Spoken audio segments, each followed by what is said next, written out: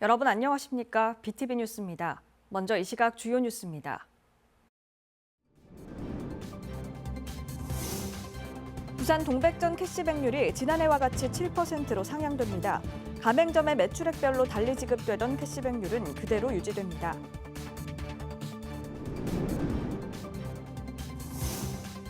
중증 장애인들이 치아가 아플 경우 제대로 진료받지 못하고 있습니다. 이들을 받아주는 병원이 없고 예약하더라도 두세 달 대기가 보통입니다. 장애인 치과 진료 현장을 함께했습니다.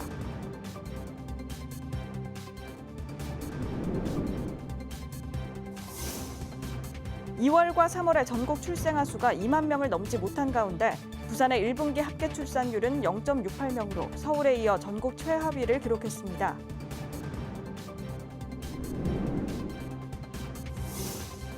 길 하나를 사이에 두고 상권 희비가 엇갈리고 있는 남구 대학가에 대한 연속 보도. 오늘은 한때 핫플이었던 부경대 정문 맞은편의 심각한 상권 쇠퇴 실태를 취재했습니다.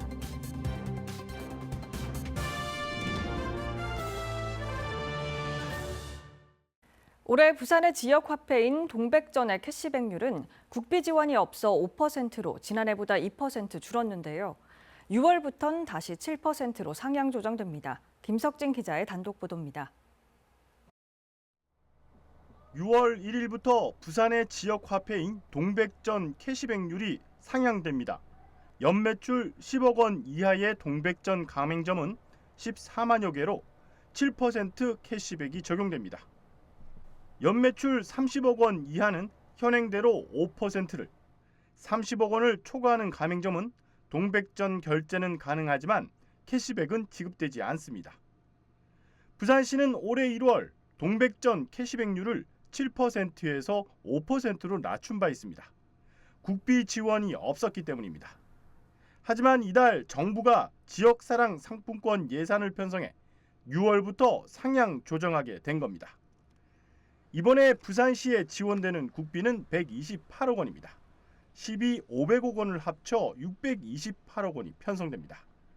지난해와 비교하면 국비는 약 100억 원, 시비는 300억 원 줄었습니다. 시는 올해 동백전 사용량이 줄어들 것으로 예상해 이같이 편성됐다고 밝혔습니다. 저희가 발행 수요를 예측을 하는데 작년에는 1조 6천억 가량이었으면 올해는 이제 다달이 1,100억 정도 발행을 하시더라고요. 그래서 그만큼 수요가 1조 2천억 정도를 4천억 정도는 이제 줄어들 상황인 것 같아요. 동백전 앱 안에 온라인 쇼핑몰인 동백몰에서 동백전을 쓰면 12%를 돌려받습니다. 이 밖에도 택시비를 동백전으로 결제하면 7%를 돌려받을 수 있습니다. 한편 개인이 한 달 동안 받을 수 있는 캐시백 적용 한도는 30만 원으로 이전과 같습니다. BTV 뉴스 김석진입니다. 이가 아프면 온몸이 아픈 경험 한 번쯤 하게 됩니다. 중증 장애인들이 이가 아플 경우 제대로 표현을 못해 병을 키우거나 발견하더라도 한 번 진료받는 게 매우 힘들다고 하는데요. 장애인들의 치과 진료 현장을 장동원 기자가 동행했습니다. 중증 장애를 안고 있는 최판근 씨. 치과 진료를 받기 위해 부산 의료원을 찾았습니다. 몸을 가누는 것이 어려워 어머니 손길이 반드시 필요합니다. 병원에 별도 마련된 장애인 치과센터. 판근 씨 들어오세요. 치과 의자에 오르는 것부터가 난관입니다. 판근 씨가 서야지. 옳지. 옳지. 엉덩이 쭉 대고. 옳지. 잘했어요. 장애인 치과 의자에는 커다란 벨트가 붙어 있습니다. 상체를 완전히 감싸고 하체도 꽁꽁 동여맵니다. 갑작스런 움직임에 상처가 나거나 의자에서 떨어질 수 있기 때문입니다. 벨트를 하고도 어머니는 긴장된 표정으로 진료 내내 발을 붙잡고 있습니다. 치과 기계 소음은 이들에게 더 큰 공포입니다. 진료는 수시로 중단됩니다. 싫어. 알았어. 무는 건 싫어. 그럼 입 많이 벌리지 마.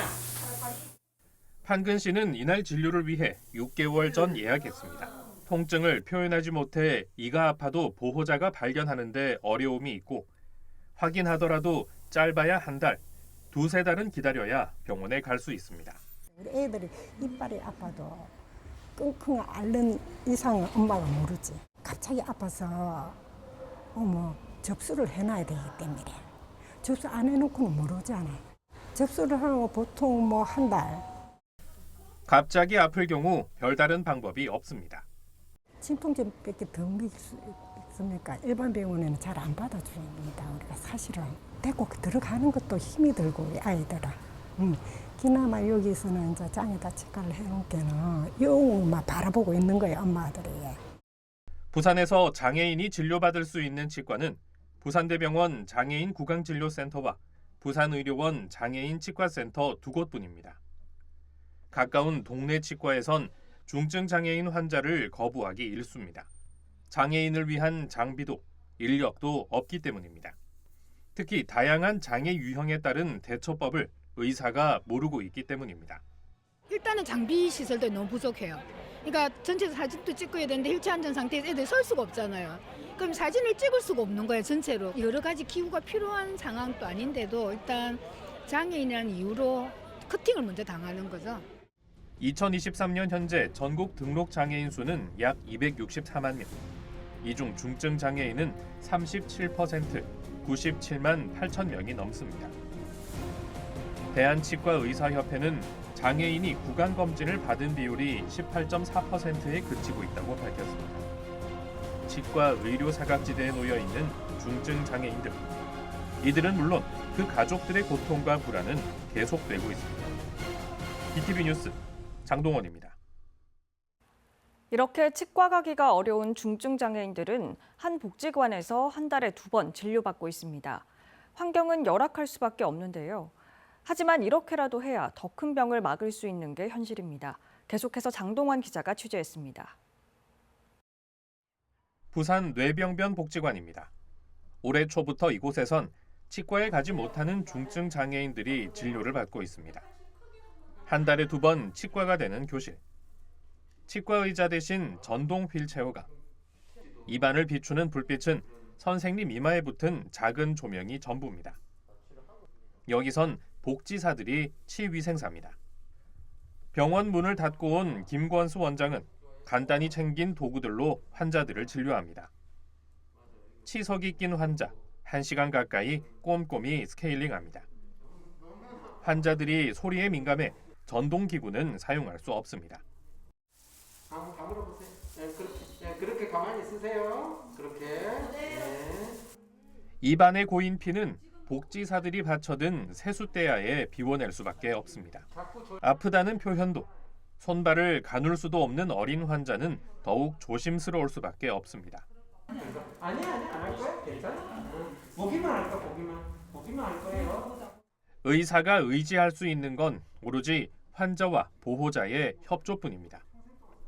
아이가 치과에 대한 공포심이 있는지 없는지를 이제 모르기 때문에 꽉 잡아야 되는 상황에서 이제 얘네들은 뼈들이 또 약한 부분들이 또 있단 말이에요. 그렇기 때문에 이제 그런 부분들에 있어서 이제 제가 많이 잡고 있었죠.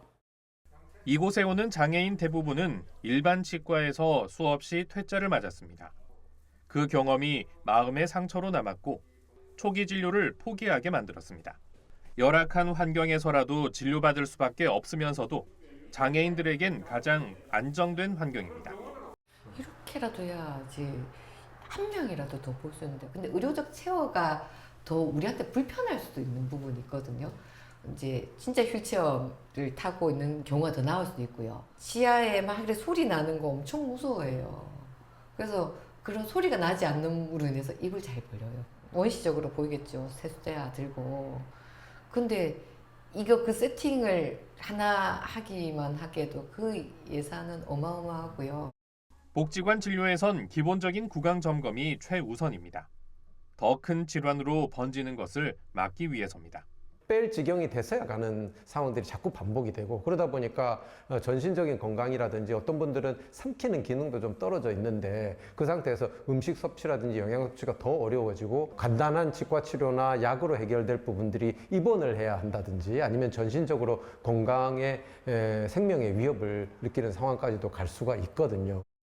현재 부산에는 59개 병원에서 장애인 치과 주치의 제도를 시행하고 있습니다. 2020년 시작됐지만 기존 시설을 그대로 활용하고 있어 한계가 남아 있습니다. 그 홍보라든가 활성화가 덜 되어 있어서 실제로 작년 한 해 대부분의 그 주치의치과에서도 환자를 1년 동안 몇 명 손으로 꼽을 정도밖에는 못 받은 경우가 보통이고, 개인 의원에만 이렇게 맡겨놓기에는 아까 말씀드린 그런 여러 가지 한계가 있어서 보건소라든지 공공의료에서 그런 부분들을 총괄하는 역할을 해줘야 되는 분이 분명히 필요하다고 생각이 됩니다. 때문에 이들은 공공기능을 갖춘 장애인 치과병원 설립을 요구하고 있습니다. 치과적 치료를 위한 병원으로 독립되지 않아서는 이 모든 것에서 항상 제일 꼴찌에 가 있는 것으로는 우리 이 지금 하려고 하는 이 복지를 실현할 수 없는 거죠. 생애 주기 전체를 보고 이것을 관장하는. 지난 지방선거에서 부산시장은 시립장애인 치과병원 설립을 약속했지만 이루어지지 않고 있습니다. 중증 장애인들과 보호자가 원하는 것은 단지 아플 때 갈 수 있는 병원입니다. 너무도 당연한 일이 너무나 어려운 숙제로 남아 있습니다. BTV 뉴스 장동원입니다. 지난 2월에 이어 3월에도 출생아 수가 2만 명에 미치지 못하면서 전국의 1분기 합계 출산율은 0.76명으로 나타났습니다. 특히 부산의 1분기 합계 출산율은 0.68명으로 서울에 이어 전국 최하위를 기록했습니다. 박재한 기자입니다.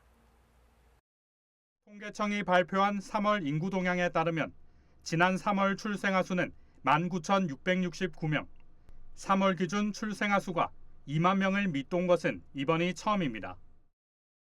월별 출생아 수는 지난해 4월부터 12월까지 9개월 연속 2만 명을 밑돌다 올해 1월 2만 명대를 회복했지만 이후 부진이 계속됐습니다. 부산의 출생 관련 지표도 역대 최저 기록을 갈아치웠습니다. 지난 3월 부산 출생아 수는 지난해 같은 달 1,180명보다 7.4% 줄어든 1,093명을 기록했습니다. 특히 여성 1명이 평생 낳을 것으로 예상되는 합계 출산율은 1분기 0.68로 나타났습니다. 전국 17개 시도 중 서울 0.59명 다음으로 낮은 수치입니다. 반면 1분기 부산의 사망자 수는 지난해 1분기보다 4.9% 늘어난 6,869명입니다. 사망자 수가 출생아보다 2배 이상 많았습니다. 역대 합계 출산율이 1분기에 가장 높고 하반기로 갈수록 낮아진다는 점에서 올해 출산율 전망에도 빨간불이 켜졌습니다. BTV 뉴스 박찬입니다. 길 하나를 사이에 두고 상권 희비가 엇갈리고 있는 남구 대학가에 대한 연속 보도. 오늘은 한때 핫플이었던 부경대 정문 맞은편의 심각한 상권 쇠퇴 실태를 취재했습니다. 김윤정 기자입니다. 임대 딱지가 붙은 건물 주차장 한켠이 쓰레기장으로 바뀌었습니다. 냉장고에 식탁, 의자 등 외식업 주방 자재들이 잡동사니로 아무렇게나 방치돼 있습니다. 아예 사슬로 입구가 막힌 채 통째로 비었습니다. 또 다닥다닥 붙은 상가 건물마다 점포 임대를 알리는 현수막이 가득합니다. 1층 빈 점포엔 먼지에 덮여 어지럽게 널브러져 있는 쓰레기 모습도 눈에 띄었습니다. 그래서 여기도 임대 딱지 같은 것도 많이 붙어 있고 사람들도 별로 없고 길거리에도 담배 냄새 이런 것 때문에 좀 활성화가 안 되어 있는 것 같긴 해요. 그래서 좀 어려워 보이는 것. 취재진이 임대 현수막이 적힌 번호로 문의하자 3년 넘게 공실이란 답변입니다. 한 3년 넘었어요. 혹시 임대료가 좀 이렇게 내렸는데도 그런 건가요? 한 40% 내렸죠. 남구청에 따르면 남구 용소로 14번 길 일대 상업지역 면적은 총 13,700여 제곱미터. 상권 점포 400여 개 중 200개 남짓이 빈 점포로 나타났습니다.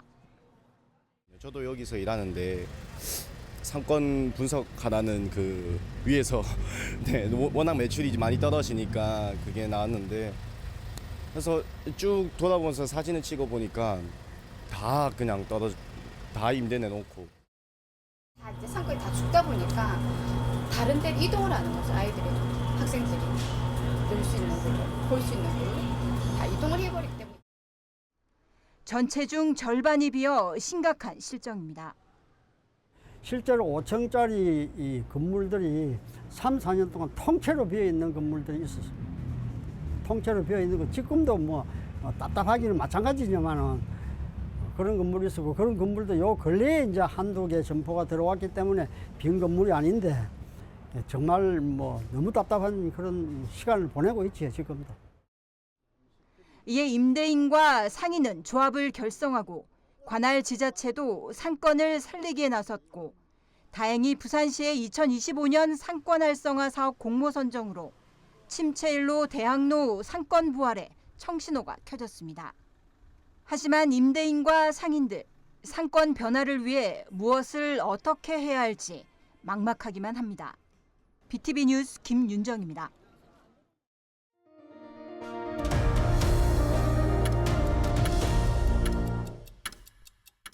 부산시는 6월 1일부터 택시 운송 사업의 구분 변경을 신고제로 전환 시행합니다.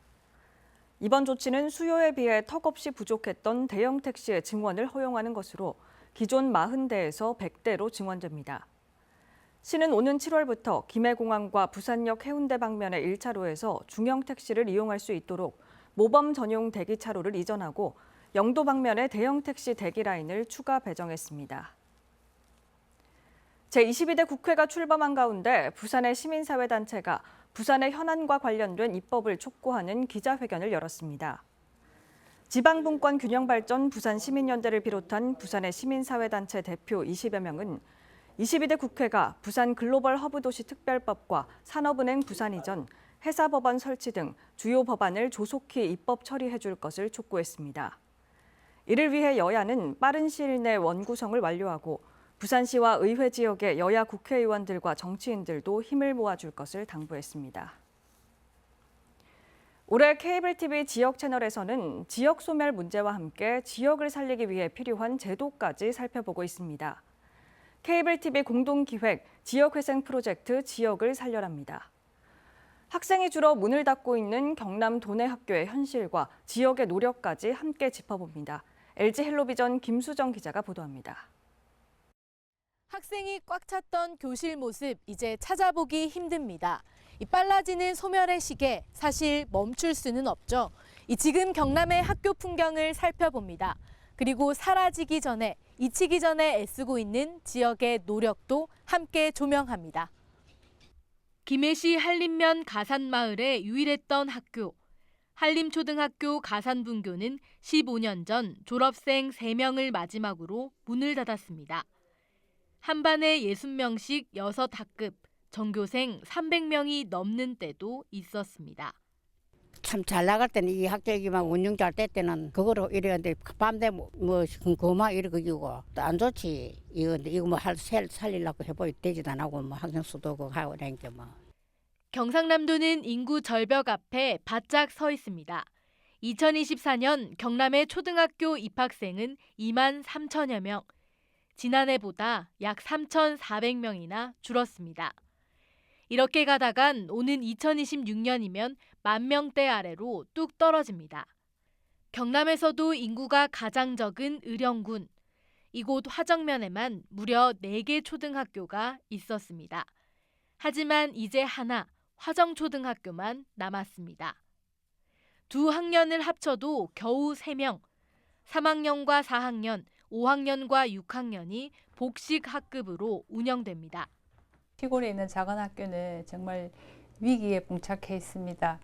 그래서 우리 정부도 그렇고 작은 학교를 가급적이면 살려서 지방의 학교를 두려고 노력하는 걸 잘 알고 있습니다. 거기 우리 학교도 마찬가지 발맞춰 가고 있습니다. 사라질 위기에 놓인 학교, 마냥 손을 놓고 있진 않습니다. 작은 학교는 교실 재구조화 사업으로 변신을 시도하고 학생들은 행복을 먹고 자랍니다. 부산에서는 반에 친구들이 많았는데 여기는 친구들이 적어서 친구들하고 더 친하게 지낼 수 있어서 좋은 것 같아요. 엄마 아빠가 학용품도 사주시고 가방도 사주시고 하니까 좋고요. 언니 오빠들이랑 친구들이랑 같이 놀 수 있어서 좋아서 하정초등학교가 난 좋습니다. 인생에서 가족의 울타리를 벗어나 첫 홀로서기를 시작하는 출발선인 학교. 지역 소멸 위기 속에 학교는 마을의 존재 이유입니다. 마을이 살려면은 학교가 살아야 된다고 저는 생각합니다. 마을의 아이들 웃음소리가 나고 학교가 좀 살아있으면 그 지역의 마을도 좀 존재가 오래가고 가치가 있지 않을까 싶습니다. 헬로티비 뉴스 김수정입니다. 앞서 보신 것처럼 경상남도 교육청은 전교생 60명 이하의 학교를 작은 학교로 이름 짓고 있습니다. 소멸 위기 속 지역의 작은 학교는 다양한 모습으로 교육의 변화를 꿈꾸고 있는데요. 경상남도 교육청 박영선 초등교육과장을 LG 헬로비전 미니 인터뷰로 만나봅니다.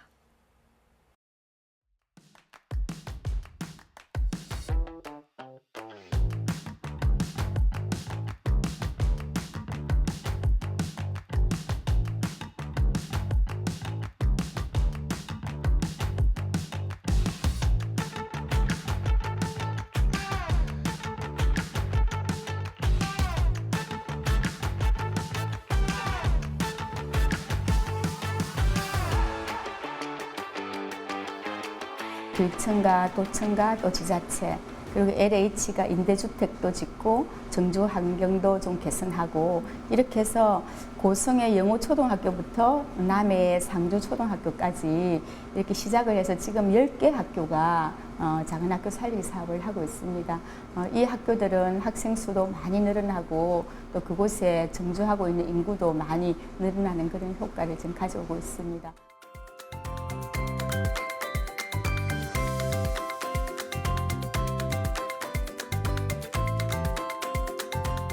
공동교육과정 운영을 좀 더 지원하고 학교마다 제비가를 내는 학교의 특색교육 활동도 더 강화를 하고 또 교실 재구조화 사업 등 이 세 가지 트라이앵글 정책을 좀 더 강화를 해서 찾아가고 싶은 작은 학교 또 머무르고 싶은 작은 학교 이렇게 해서 새로운 미래 학교의 하나의 모델이 될 것이라고 생각을 하고 있습니다.